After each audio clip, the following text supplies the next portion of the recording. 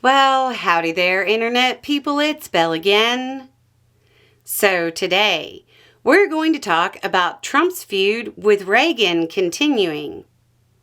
In what could only happen during Trump's administration, Trump is now in a full-blown feud with Mr. Republican himself, Ronald Reagan. Trump's team are reportedly already referring to the rich people's playground Trump is building at the White House as the President Donald J. Trump Ballroom.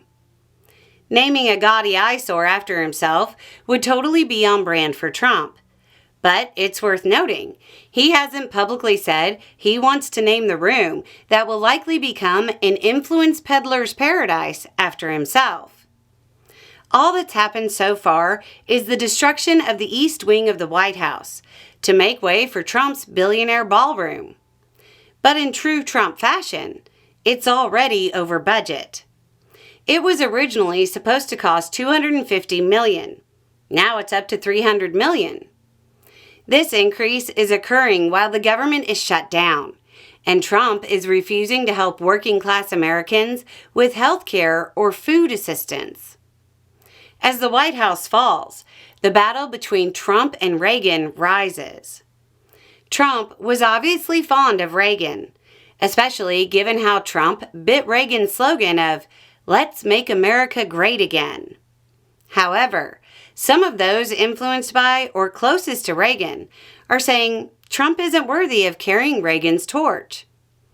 Republican Representative Don Bacon of Nebraska, who began his military career under Reagan's foreign policy, said, quote, "We may be the most powerful country in the world. We were the leader of the free world. But it appears to many leaders and people all over, to include Republicans in Nebraska, that this administration is walking away from that legacy that was built by Ike Eisenhower and many presidents, with Ronald Reagan as its capstone. Peace through strength, building these close alliances, and we are undermining that legacy right now." Maybe even worse, Reagan's daughter, Patty, said that her dad, quote, "would be heartbroken. I think he would be grieving. This is beyond politics.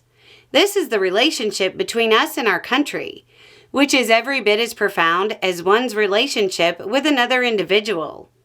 And the America that I grew up in, that we all have known, is one that had alliances and was friends with other countries. It would go to other countries that were in trouble, that were being tyrannized or invaded, or otherwise suffering from famines." She went on to talk about Reagan's foreign policy ideal and said, quote, "That phrase, peace through strength, I think we have to define what strength is. I don't think bullying is strength. I don't think being overly aggressive is strength. Strength is forming alliances."